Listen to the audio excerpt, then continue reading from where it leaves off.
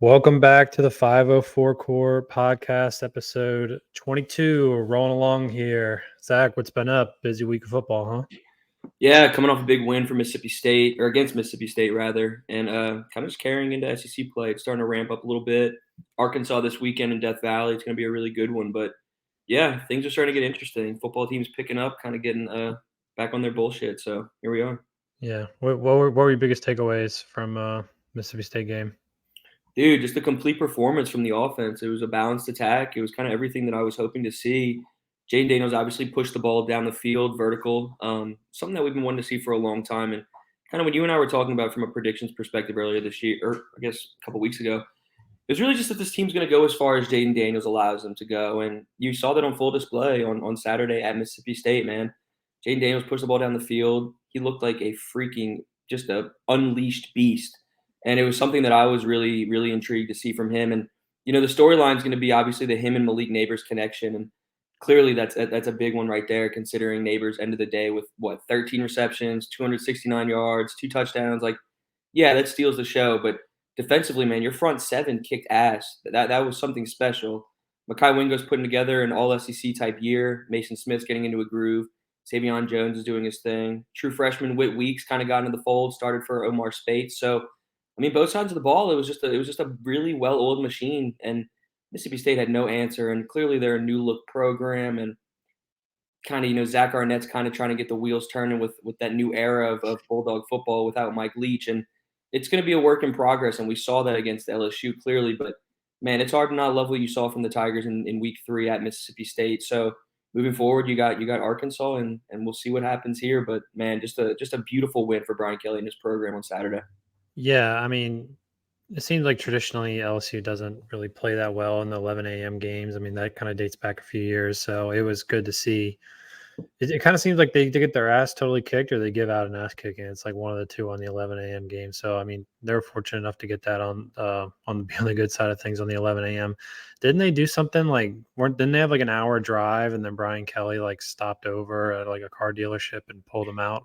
Did you hear anything about that? Yeah, so like the way where they were at, they were like an hour away from the stadium, obviously, kind of like you said. And on the way there, they wanted to get a walkthrough going, and they stopped at a car dealership and kind of went through it there. And people are starting to say that they should do that for every away game now. But yeah, kind of an interesting storyline there. But just Mississippi State in general, 11 a.m. kickoff, everything's kind of different. What were your kind of like takeaways from that game? Obviously, we saw both sides of the ball do their damn thing, but what would you kind of see? I think Whit Weeks. I think you got something. Some. I mean, injuries. You never want injuries, right? I mean, it's obvious. I mean, we even went in with the Trey Murphy last week, just saying, this it gives other guys opportunities. But I mean, Spates being out, it gave Whit Weeks an opportunity, and what do you know? He comes in and has a decent game. So he's going to earn more playing time. I saw Brian Kelly reference that in the press conference. He says, we have more than 11 guys now, which is saying they have depth. So I think Whit Weeks is going to be a contributor moving forward.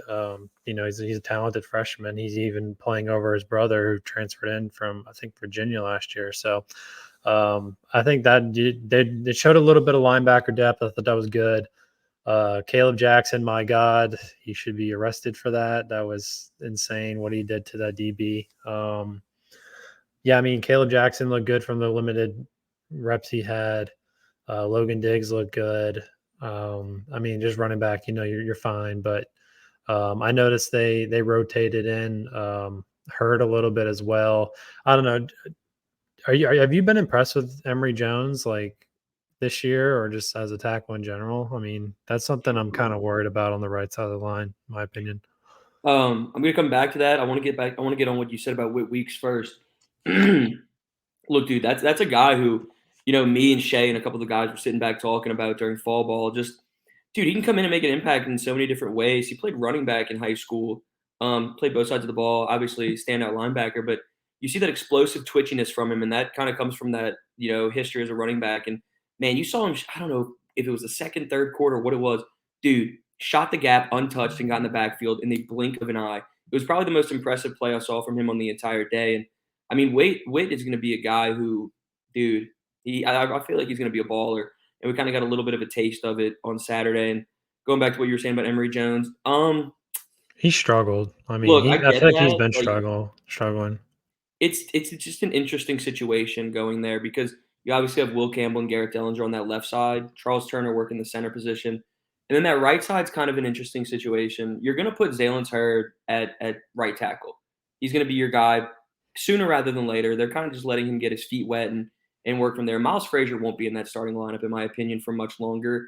We'll see. I mean, they're trying to ease Lance Hurd into the role, but you're going to see Miles Frazier exit as the right guard and slide over Emory Jones right there, and he's going to be a little bit more comfortable right there. I think. Right tackle's challenging. It's going to be interesting to see a true freshman in Lance Hurd take over that spot. And harping on what you said about Emory Jones, I wasn't unimpressed with what he brought to the table, but I mean, they're kind of just moving him all over the place. He doesn't have one spot to be kind of comfortable in, and he's versatile and he can eat at either position. But eventually, you're going to have him hone in on one spot and work from there. And until then, it's going to be kind of a little test run. But yeah, I mean, I wasn't completely unimpressed with what he brought to the table. What'd you see? I don't know. I just feel like he struggles a little too much. Out of just some plays, like I'm just like, wow, like I don't know.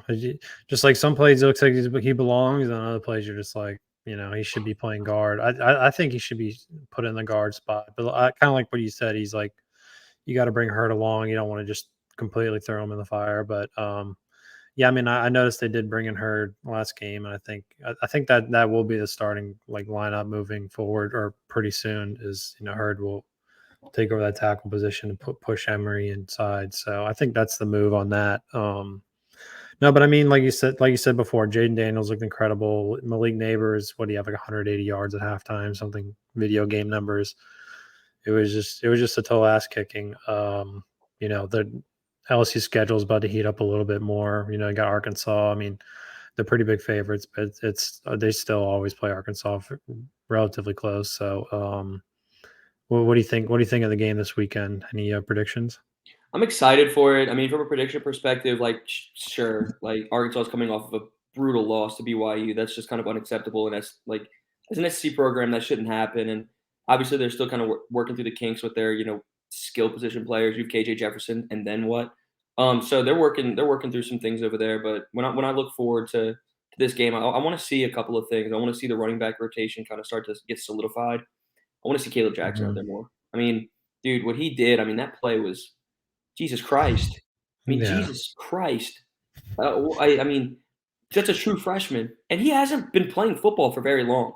Like, we were talking to Brian Kelly yesterday, dude, and it was kinda just talking about, like, dude, like, he wasn't a four-year player in high school. Like, he's still learning the game of football from, like, a fundamental perspective and just learning the game, the rules of the game. When did he He's start playing? I mean, dude, maybe at some point sophomore year. I mean, he might have played Really? football for Oh. 4 years, but he didn't reach this level until the back end of his high school career. He's a track speedster, and you saw that track speed on full display kind of during fall camp, which I know I sent you some clips of it and stuff. But he's a guy who's still raw.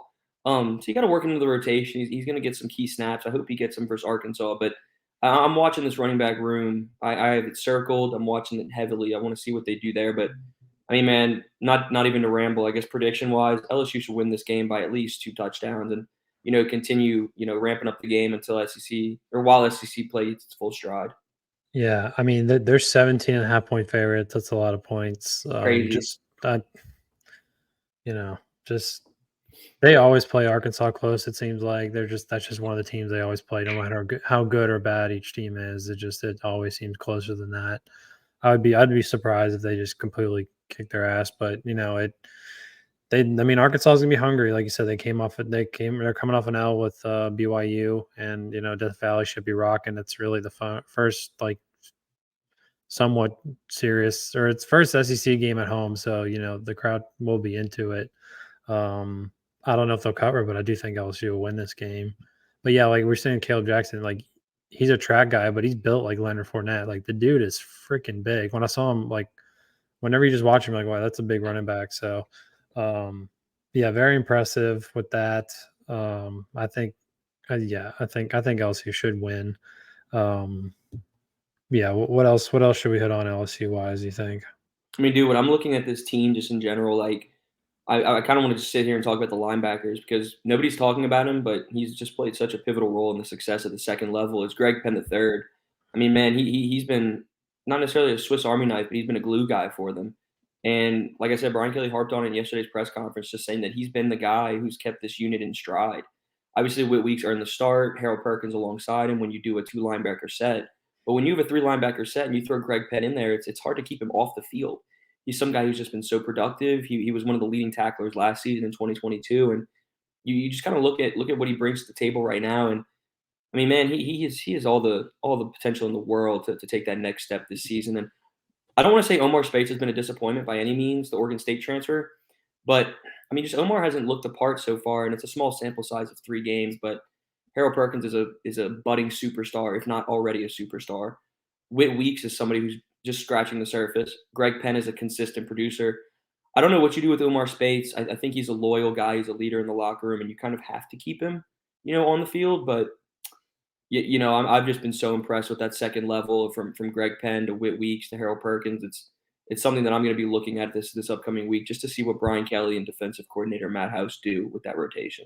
Do you think they're like misusing Spates or what? I don't think so. I just don't think he's adjusting as quickly as they would have liked him to. I think he has all the intangibles of being kind of a consistent guy in the SEC, but he just needs time to adjust. And this lower leg injury, this lower body injury that he's been dealing with, I don't know if it's something that's What been. is it? Is it an ankle or is it a It's knee? just What? described as a lower body injury, which could be knee, ankle, foot. They don't go into specifics about it. That's one thing about college. They don't specify on shit. Like It's NFL, they'll new. like tell you everything, and then like college, it's like, oh yeah, he's hurt. Fuck off. It's like you get literally nothing. So Yeah. it's weird.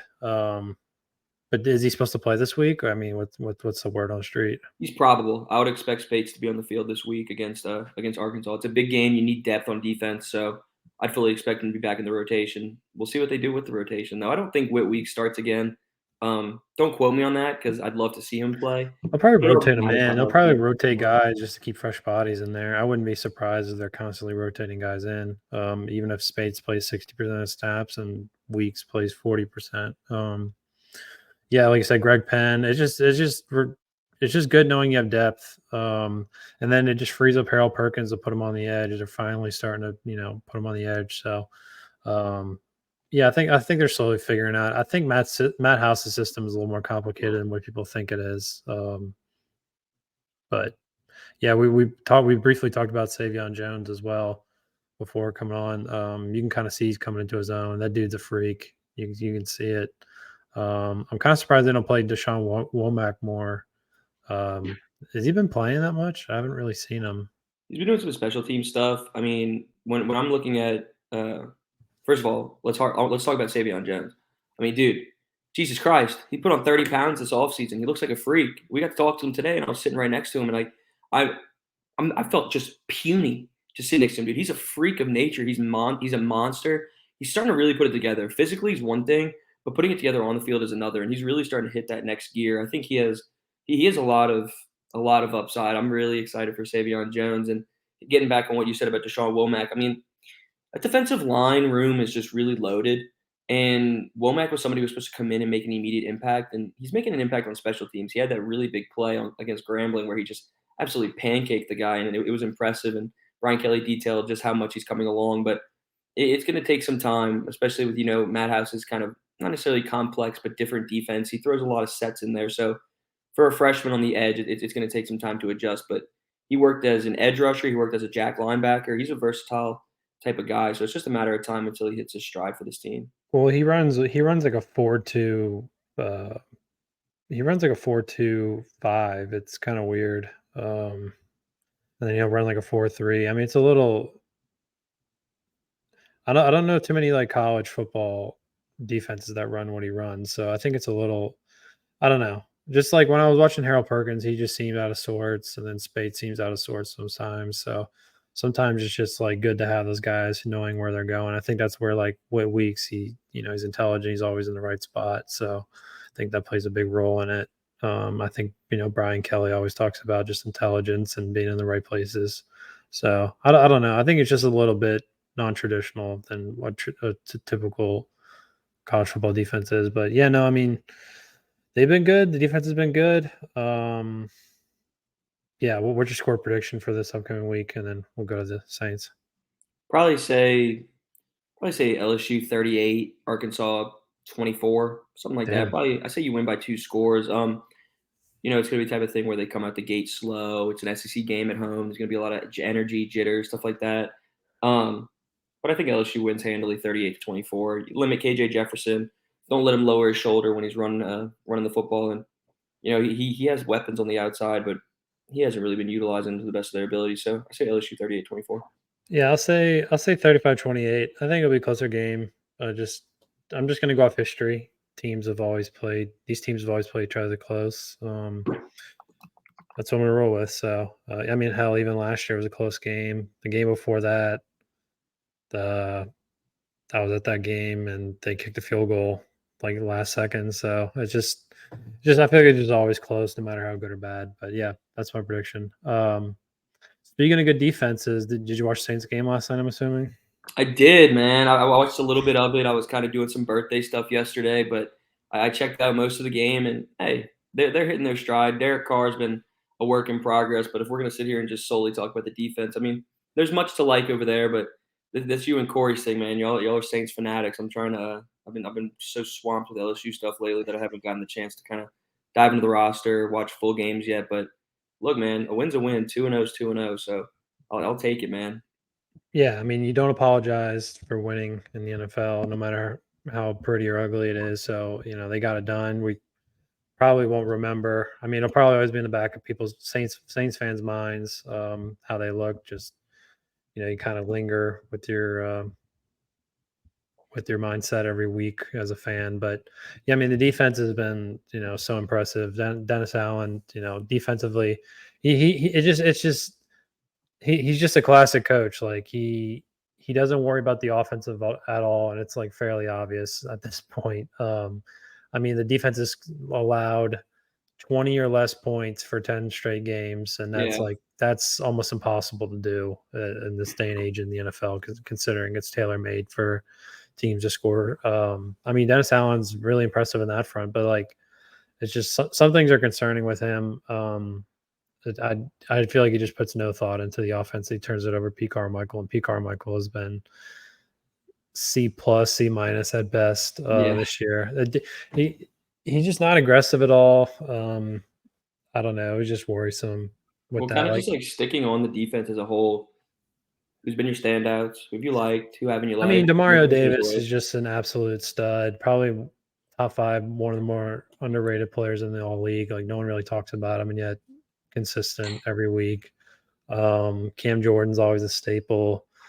Secondary has been incredible. Alontae Taylor, Alontae Taylor's really good, yet he just can't get a pick to save his life.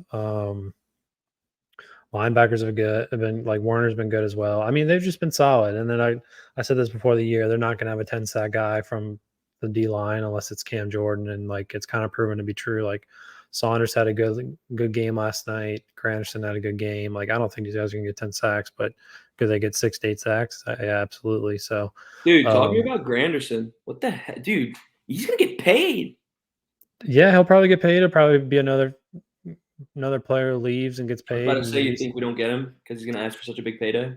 I mean, I don't really know. I mean, these edge rushers get paid so much money these days. I mean, you Yeah. just saw Nick Bosa's contract, so it's pretty insane what these guys are getting paid. But I mean, he's still got to put like if you're the Saints, I don't know if they can really negotiate contracts right now. I mean, they just did pay Cesar Ruiz 2 weeks ago, but I mean, yeah, if you can negotiate some kind of contract, I'd do it now because they really are thin. I mean, Peyton Turner's probably not going to come back. He's never hurt, or he's never healthy rather. Yeah. Cam Jordan's getting up there in age. I mean, you really don't have any heir apparents to that position. I would say Foskey, but that dude doesn't even play. You know my thoughts on that. So, um, yeah, Yeah. I mean, yeah, I mean, pay him now. He was an undrafted guy. He's been climbing the ranks, and he's been good, man. Long, lengthy guy, strong. So, yeah, he's been amazing. Been a pleasant surprise so far. Brian Brzee looked really good. That's been amazing. It's just reassuring to see your first round picks do well. Thank God. Yeah, I mean, he had that sack, but stupid Adebo. The Debo's making the worst plays at the worst times last night, drive me crazy. But yeah, he looked really good last night, and yeah, just I just wish this team would. I wish Carmichael was a little more aggressive, and I wish Dennis Allen doesn't play prevent defense late in the end of the game. So I mean, that was driving me crazy as well. I was getting PTSD Tampa game flashbacks. So yeah, but overall, I mean, they look good. Derek Carr hasn't been that great, but Yeah, I was about to say, what do you think about Derek Carr? he hasn't looked that great. I mean, some of the passes he was throwing, like he threw into quadruple coverage to Olave. I think it was Olave, and it got picked. I was like, okay, but I mean, he has 1 touchdown and 2 picks on the season so far. I mean, not ideal, but you're 2-0, so who really gives a shit? So, yeah, I mean, the left side of the offensive line hasn't been great either. I mean, this is going to catch up when you start playing really good teams. So, well, Green Bay is a formidable team. I mean, I don't think they're world beaters, but they are. I would say a wild card team. So it would be a nice little test for them on the road. It's never easy to win in Lambeau. I'm just glad it's early in October and not late in December. We're playing them. You want to hear a crazy stat? What you got? The Saints, I think uh they're the second best team in the NFL since 2018 on the road behind the Kansas City Chiefs. Really? Yeah. Can you believe that shit? Yeah, since 2018 I think they're 30-12 on the road. Jesus Christ. Yeah. I was like, oh, that's pretty interesting. I mean, you would think the opposite, but I mean they're not bad. They're obviously not bad at home, but like the dome field advantage has not been what people still think it's been like that Drew Brees, Sean Payton when it was like it was a freaking hack. Like you could not win there. But I mean, on the road they've been a pretty good team. So when I heard that stat, I was like, yeah, that's pretty good because you know people think otherwise. So I'm not surprised by it. But yeah, I mean the Saints and Chiefs have been two of the more winning teams. Obviously, Chiefs have more Super Bowls, but um, yeah, I don't know. What do you think about the Saints this week? I don't know, man. I've been impressed from a defensive perspective, but I don't know, man. These red zone opportunities are just getting blown left and right. Derek Carr's been interesting at best for me to say. But it's tough for me to judge Derek Carr right now. Obviously, he's making some misreads and whatnot, and holding the ball maybe a little bit too long. But dude, he just has no time. I mean, this offensive line, like Penning, I'm getting close to just calling him a bust and just saying, "Eff it, I'm done." Because I mean, it's just been so damn. It's been piss poor from an offensive line perspective. So I don't know, man. Defensively, they're sound. You said it best. You hit on just about every position group. Offensively, the weapons are there. Kamara comes back in what, a week and a half. So I mean, you're going to have your guys. Jamal Williams going down sucks, but look, Rome wasn't built in a day. You got some new faces, you got some newcomers, so we'll see what happens there. But I need to see more from Derek Carr, especially when you have these scoring opportunities in the red zone. So, like I said, Green Bay it'll be a good test on the road for this team moving forward, but just need to see a little bit more from Derek Carr. Yeah, it'll be interesting. All right, let's go to recruiting. Anything going on? LSU recruiting? Yeah, this weekend has the kind of potential to shape up into a pretty big weekend for this program. Obviously, with Arkansas coming to town, it's a pretty big game. SEC home opener. They're going to be hosting five-star athlete Terry Busey for a visit, and that's a big fish to get to town. It's going to be tough to sway him away from Texas A&M. It looks like, kind of from what I've heard, all signs are pointing towards him becoming an Aggie and going over to College Station. But I mean, to get a five-star in town's big. I mean, develop relationships with the guys, do what he can. Kind of got a little bit of a tidbit that four-star quarterback George McIntyre will make his way in town. Dude, I mean, top five quarterback in the 2025 class. That's an absolute dog. I'm going to write a little bit about him tomorrow. But 2024. Wait, Colin Hurley's the main guy, right? 2024, Colin Hurley's done. You're not recruiting another quarterback. 2025 Oh, you is said George 25. Okay, McIntyre. so my bad. And Yeah. that's I might have misspoken, but that's the guy who, I mean, look, they're going after him and Bryce Underwood, and it's kind of just foot on the gas for both of them.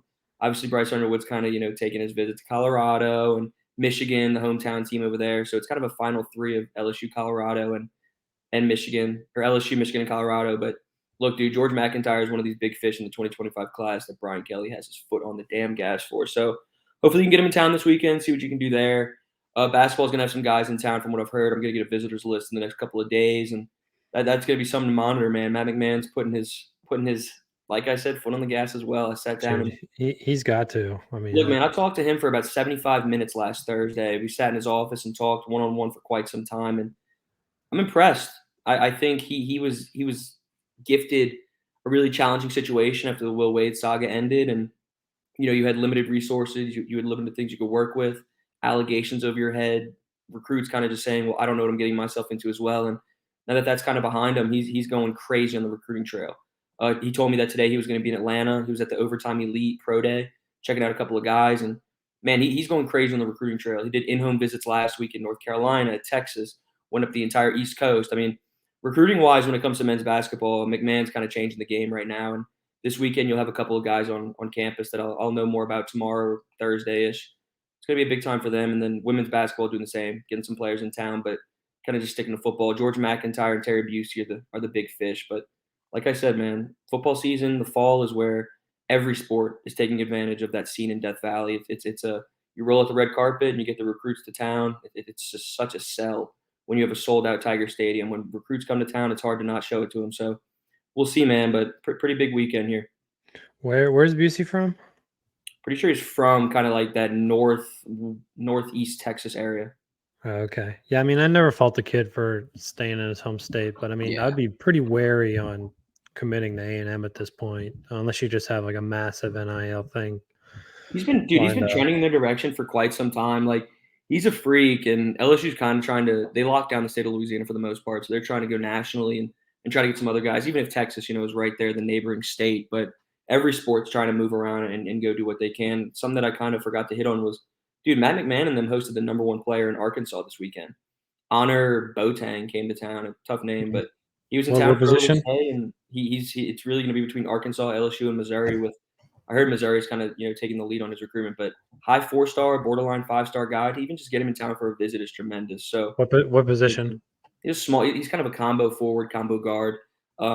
Dude's a freak, man. Played for Team USA, and dude, he's got game. For McMahon to kind of stay in his ear and keep pushing for that is tremendous, especially to get him in town last weekend when it was an away game. You didn't have an LSU game to go to. You just got him in town, talked to him, showed him the scene, roll out the red carpet, and move from there. But impressive to get that guy to town, especially with the piss poor first year that McMahon had. He's flipping the script, man. I'm gonna have a lot more men's basketball recruiting notes soon. Yeah. No, I mean, I know the AD said he's like, oh no, this last year wasn't McMahon's first year. Last year was his week 0. I was like, oh, that's an interesting It's quote. well So, said.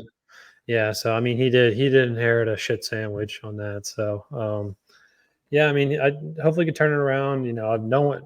I mean, LSU fans' expectations are sky high for pretty much everything except men's basketball. So, you give LSU fans a taste of some victories and some tournament runs. It'll juice back up. But yeah, I mean, he's got to build it. It'll probably take a couple of years, but yeah, it seems like he's got a program heading in the right direction. So Yeah, dude. I mean, we're gonna have to start getting on to some men's and women's basketball stuff because they start practice next week. Like, I'll be in the PMAC watching some women's basketball practice on Monday. Men's might be Tuesday, but dude, it's here now. We're in the thick of things. September, middle September, nearing October, everything's gonna start overlapping. It's about to get really fun for LSU sports, football, basketball, both men's and women's, fall ball, baseball. As we're sitting here, they just got a 6'4" pitcher, JUCO guy, committed to LSU baseball. So it's getting hot in every single sport right now. So look, they just man, got another pitcher. they What's did his name? JUCO guy, What's his name? River Pearl Community College guy, 6'4" pitcher. Name is Connor Ware. Okay, and then they just picked up that kid Mavrick, Rizy. I forgot his name. Yeah, they did. To get him was just tremendous. And I guess if you want to transition a little bit to baseball, Yeah, let's do it. talk about those two guys real quick for you. Maverick Rizzy's that's a pretty interesting get. Baseball's the type of thing where your guys commit super, super early. So to get a top 100 player in the 2024 class in the middle of September is super unique, especially to go up to the Northeast and go get somebody from Massachusetts. That's a really big get. And you and I were kind of talking before in our little like production meeting, just saying how, I mean, dude, that's a 6'9" maestro on the mound. To get somebody like him is super impressive this late in the ball game, and it doesn't really stop for Jay Johnson and them, man. He spring, summer, fall, he never stops. So to get somebody like that this late in the game is tremendous. And then less than 24 hours to go get somebody from the JUCO ranks who some people were telling me might be one of, if not the top JUCO pitcher, in the entire country. To get him to commit to LSU's big. Obviously, the MLB draft next summer will be something to monitor for him. But to get somebody like that to commit, you get two guys back to back days and a lefty in Connor Ware. It's big time, man. This new pitching coach is big on lefties, and he's doing his thing Yeah. on the recruiting trail. Nate Yeski, Connor Ware, is he playing this year or the year after? year This year. after, Okay. And then so he might go to the draft. Okay. correct. All right. Yeah, dude, they're loaded. I mean, and they have that I'll do some other. more research on that because I don't want to say anything wrong. He could be eligible for this year. I don't think that would be the case this late in the game, but we'll see on that front. Yeah, because don't they start up practicing kind of soon? They're doing workouts just about now. Like they're about to start their fall ball schedule, and I think it's October 5th is what Jay Johnson told us like 2-3 weeks ago. Yeah, I mean, and then Chase Short, he's like 6'8" as well. So I think he's the ultimate sleeper this year for LSU baseball. So Man, we'll see if Chase Shores is even healthy to play ball this year. He you underwent Tommy think? John surgery late in the game. Not late in the game, relatively early last season, but you just never know with that surgery, dude. Like he could be back. Like Javen Coleman was back in 7 months, 6, 7 months. And then you have some guys who take like 10, 11, 12 months. So somebody who throws gas like Chase Shores, I mean, it could be a matter of time until he gets back on the mound. But like, I mean, yeah, 6'8", freak, speed, fastball, 98 miles an hour. I mean, that dude's an absolute fucking stud. So to get another tall giant on the mound as well is big time, and depth is of the utmost importance, and they're certainly doing that this offseason. Yeah, definitely can never have enough pitching depth. Yeah, because it says um towards UCL earlier this month, and this was written in April. Surgery after tearing his ACL earlier this month. So yeah, in April. So Talking about Chase Shores. yeah. So I mean that'll pretty much give him a year. I mean, when does the season start back up? Like February? Yeah, if you can get him back for SEC play, I mean, non-conference is so damn irrelevant for this program. Irrelevant's a poor word to put, but it just doesn't matter as much. So if you can get somebody like Chase Shores back on the mound for SEC play next year, oh my gosh, dude. With all the weapons that they went and got from both the transfer portal, freshman class, I mean, the newcomers that they have on this team, it's Jesus Christ. You have Yeah, so many weapons on the mound. To add Chase Shores to the fire just gives you an embarrassment of riches to work with. Cameron Johnson too. I mean, yeah, they're going to be loaded. I'm excited. Yeah, Jay Johnson's not stopping at all. We'll talk. We'll get on baseball in a couple of weeks. We got football to worry about right now. Recruiting, Saints, Pelicans are about to start getting into the thick of things. Jose Alvarado got hurt. That's something that we can talk about next week too. But I mean, dude, just so many things are happening with LSU sports, Saints, Pelicans. It's busy time, man. It's It's a about to good get fun. time. Just getting out the summer, it's amazing. So yeah, I was so bored in the summer. I don't even know what to talk about. I mean, I was following LSU recruiting, baseball that is, like more than anything else. So yeah, luckily LSU went on the way and you know stretched my entertainment by 2 or 3 weeks. So Sure as hell kept me busy during the month of June. My God. yeah, it'll be good. Good times are rolling. So hopefully LSU gets the dub this weekend and just keep it going. So anything else you want to touch on? Nah, man, we hit on. We got some Arkansas predictions in. Feel like we're both on the same page on that front. Both of them take that home. Mississippi State, big win for this team. Recruiting. Next week, I'll have a little bit more tidbits for everybody, just because this week's not that slow, but things are going to start to finalize around Thursday, so it's hard to get things out on a Tuesday like right now. But dude, it's about to ramp up. Women's basketball starts next week. Men's basketball, football's in full swing. It's about to get fun. About to Yeah. get fun on the 504 Core podcast. I'll tell you that. And then Corey's with Dion every day, so having a ball. But yeah, you can catch Zach Nagy on LSU Country. Where's the best place to find you? LSU Country on Sports Illustrated. We got everything. Been pumping out a lot of women's basketball stuff right now, just because it's one of my favorite sports to cover, really. So pumping out football, men's, women's basketball. Going to put some tidbits about me and Matt McMahon's conversation from last week up tomorrow. A lot of stuff happening on the website right now, and then obviously on Twitter.